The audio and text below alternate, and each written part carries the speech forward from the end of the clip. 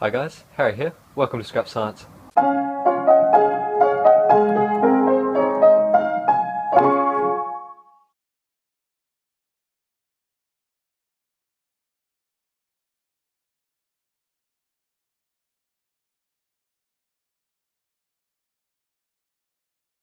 Now, hydrogen peroxide is a very useful chemical, however it is a little bit difficult in some places to get a hold of. In Australia, where I live, it's not illegal to get it. Not many places where it's illegal, I'm assuming. However, it is pretty difficult to find, cheaply at least. This is 3% hydrogen peroxide, 200 millilitres, and this cost me $7. It was the only one I could find. So it's outrageously expensive, at least where I am. A much cheaper source of hydrogen peroxide, however, is in this kind of sanitizing thing that people use for brewing or something, I don't know. It is sodium percarbonate, which is kind of like sodium carbonate, which is washing soda, or this pH increaser for pools or whatever. Except instead of being hydrated with water in the hydrated form, it is the perhydrate, which is, instead of being hydrated with water, it's perhydrated with hydrogen peroxide. So within the, I've got a little bit here, within the salt form, in the crystal structure, there is a fair percentage of hydrogen peroxide in there. So now to separate the peroxide from the percarbonate is a little bit difficult. I haven't seen anyone on YouTube do it before. I think I do, however, have a method of doing it electrochemically. We'll just have to see if it works. If you haven't figured it out by now, electrochemistry is going to be one of the main focuses of this channel. So this is the setup that I was thinking of having for the separation of the peroxide from the percarbonate. What it is a triple electrolytic cell where we've got two ion diaphragms between the three chambers. We've got our cathode over here. What that's actually going to do is pull the sodium ions out of the sodium percarbonate through this membrane, bring them into here. That'll make a sodium hydroxide solution. Over on the cathode side, what the anode will do will pull the carbonate ions across to make, they should come out as CO2 gas. And the hydrogen peroxide should be left behind in the center chamber due to the fact that it isn't charged and shouldn't be electrically attracted to either electrode. I'm pretty sure that this should work as long as the ion exchange diaphragms that I make hold together through the whole run. What I'm going to try to make is a 15% concentration of hydrogen peroxide in the center chamber that we should be left with. So let's first set up the membranes and then we'll set up the cell. So the setup that we're going to use for the 3-cell electrolytic setup is this thing, which I made in another video. What it is these two PVC pipes that I've got into this yogurt container will act as our salt bridges. I'll fill them up with some gelatin to act as the diaphragm, and in the top here, these will hang over the top of these cups like this. In here we'll put our electrodes, and in the top we will put our peroxide. So hopefully, if we fill up those with gelatin, they should create a nice seal and hold in the percarbonate peroxide stuff in the top and allow for ions to travel through them, but not the peroxide that we want to keep in the top chamber. I won't bore you with putting the gelatin into the salt bridge chambers. I've done that in another video, so we'll just skip ahead to where I have that done. So there we are, the gelatin is in there. Funnily enough, using sodium carbonate as the electrolyte for the salt bridge actually kind of turns it kind of brown colour, but I think that should be fine.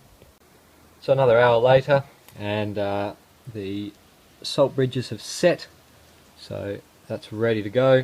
Now what we'll do is we'll put together our sodium percarbonate solution, in which we have 37 grams worth of sodium percarbonate, and we'll measure out 50 milliliters of water, which by the end will give us a 15% hydrogen peroxide mixture.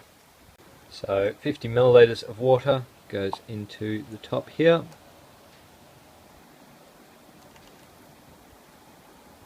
Hopefully the low water level shouldn't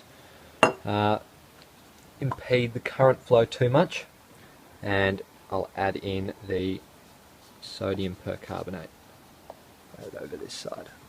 So I've put all the percarbonate in.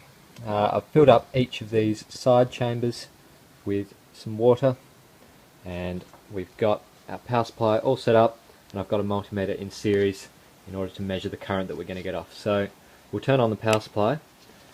We've got our cathode here. This should drag the sodium ions across, generating sodium hydroxide in the chamber there, and our anode over here will drag the carbonate ions away from the peroxide mixture that we have. I'm using carbon electrodes simply because they're inert, and hopefully they won't interfere with any of the reactions. So we'll turn on the current and we'll see how much we get. Around 20 milliamps. Hopefully when we actually start generating some sodium hydroxide in the cathode chamber, that current reading should rise. Actually I might add some sodium hydroxide in the cathode chamber now to make it a little bit more conductive. So I just added some sodium hydroxide to the cathode compartment, and that's raised the current up to 70 milliamps. The anode compartment, however, is never really going to become very conductive because any carbonate ions that reach across to it will just be turned into carbon dioxide. So what I'm going to do to increase the conductivity of that is just add in some dilute sulfuric acid that we've made in another video, and hopefully once that all mixes through, that should increase the conductivity of the anode compartment and make the current a bit higher. So this is not ideal.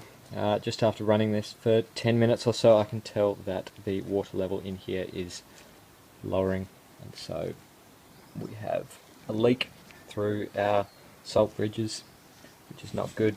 You can also see that these chambers are filling up a little bit. I think instead we'll just have to try using these kind of salt bridges, these kind of U-tube ones, which will result in a considerable loss of the current that we're going to get, but at least it won't leak between the chambers. So let's see if we can set that up instead. So to start again, we're going to make two separate new salt bridges. I'll skip ahead to when that's done. Right, now that the salt bridges are done and we have a much better setup, you see we've got the three chambers here, we've got our cathode compartment there, the stuff with the percarbonate, and we have our anode compartment there. I think the electrode's kind of falling apart a little bit in there from last time we used it, but if we put the salt bridges across, I think it should be good to go. So just like before, we'll turn on the multimeter and we will see how much current we get, which probably isn't very much to begin with. None at all. Oh no, hang on a sec. None at all that we can read on there, so we'll switch it to a,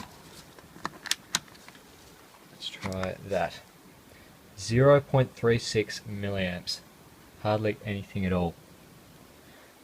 We will try to add some sodium hydroxide into the cathode compartment and some sulfuric acid into the anode compartment like before, but obviously the amount of current that's going to be able to pass through two of these salt bridges is going to be pretty minimal, as we can see there.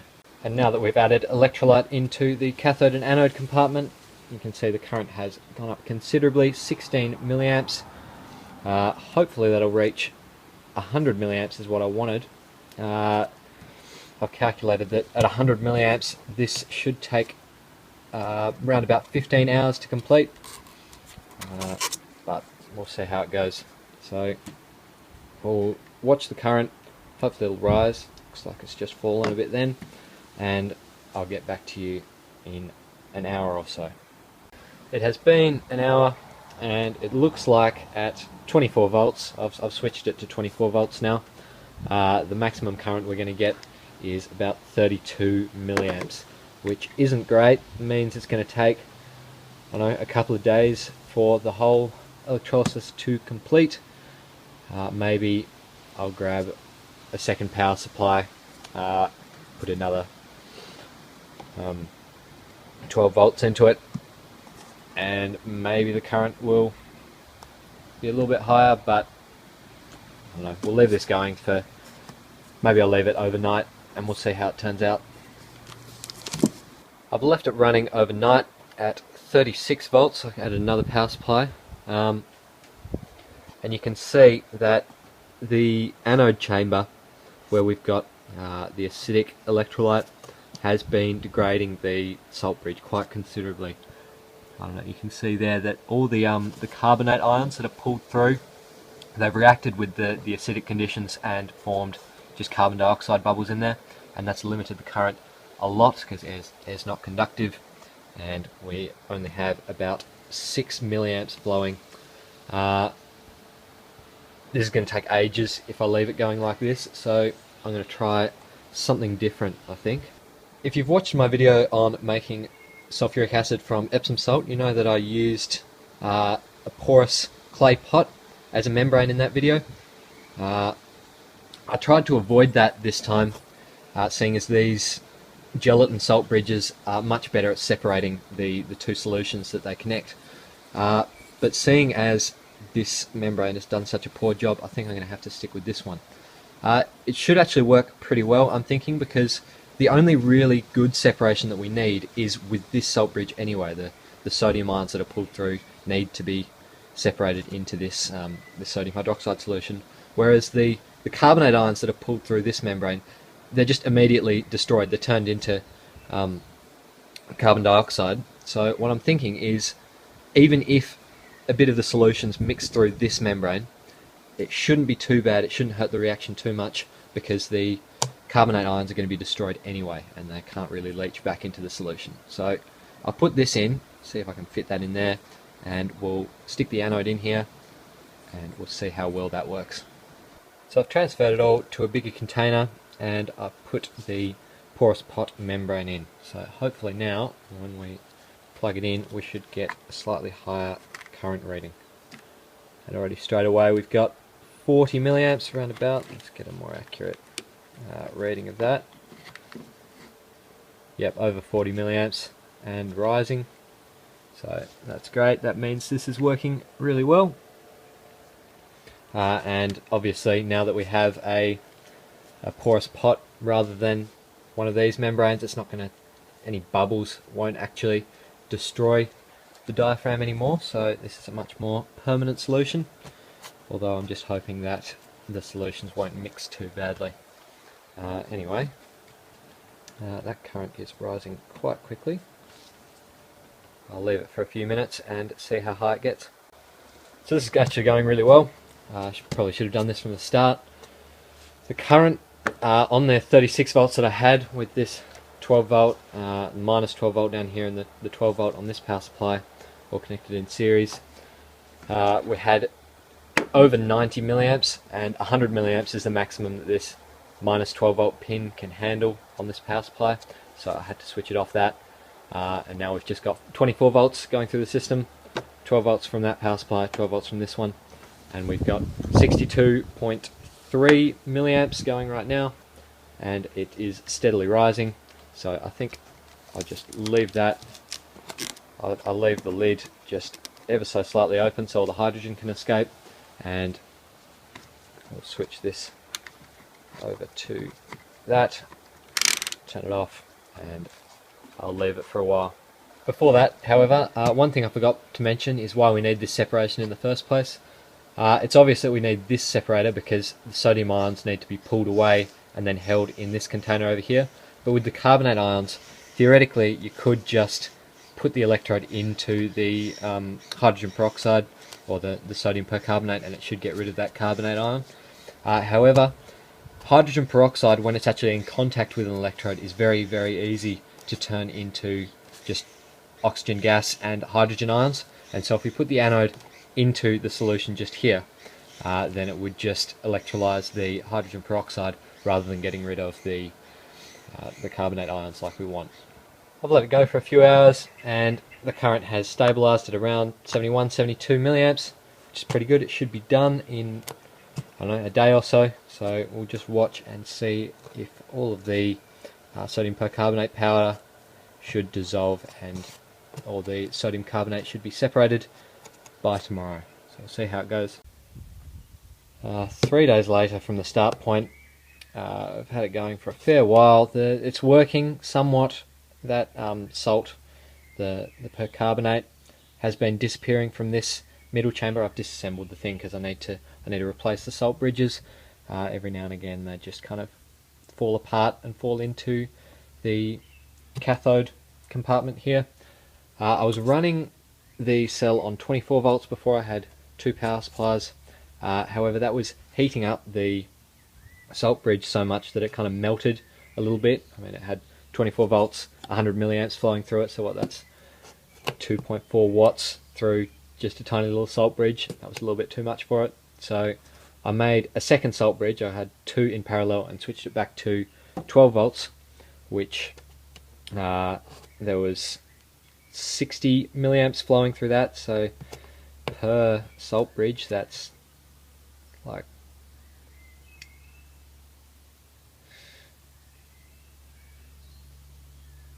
0.36 watts through each one. So not much, wasn't enough to heat it up, though they do degrade eventually. They kind of fall apart, so I have to replace them every now and again. Another thing that I noticed was the anode seemed to be giving off chlorine gas, which indicates that there might have been some chloride in either the salt itself or maybe, I don't know, the water that I was putting into it. And you can see the kind of green corrosion on the copper wire above it. It would be the copper chloride that is formed as a reaction between the chlorine gas that's coming off and the copper in the wire. But I will replace the salt bridges and see if we can remove all the rest of this percarbonate. It's taking a lot longer than I expected, but that is alright. We'll keep going anyway. So we're all good to go, and you can see as soon as we put the salt bridge in, then we get around 30 milliamps, and if we put the second one in,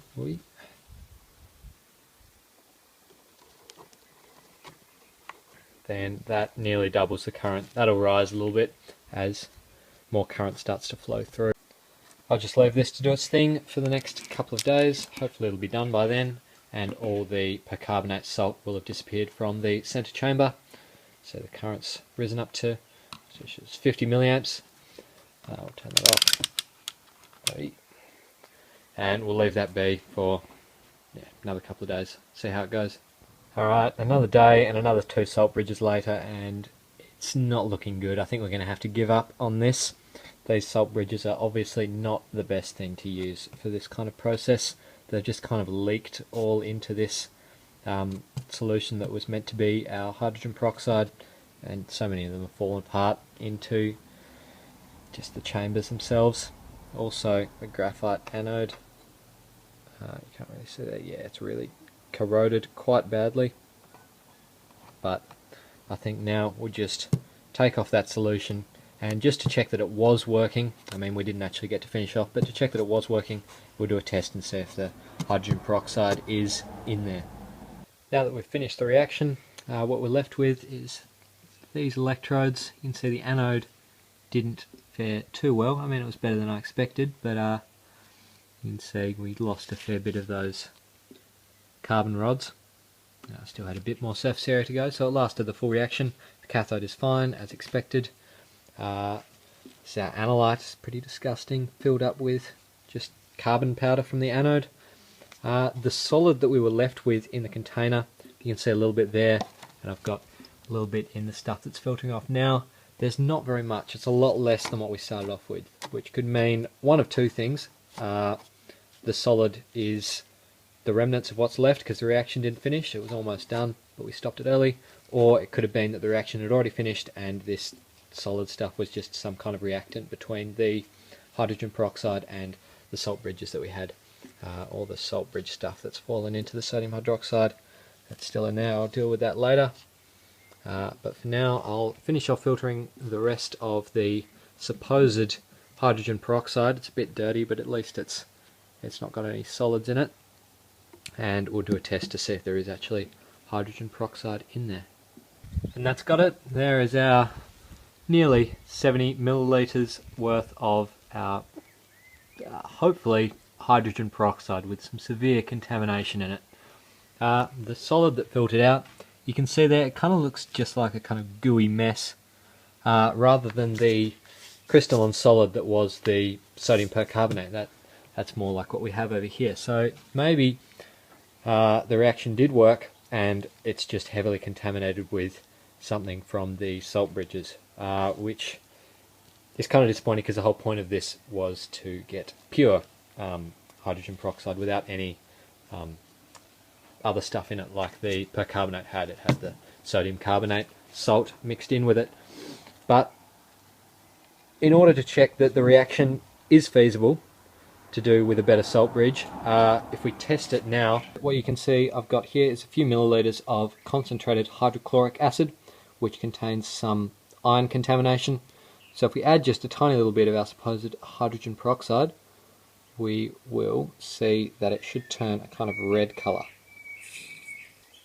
alongside all the bubbling that we get from the sodium carbonate. I'll add a little bit more.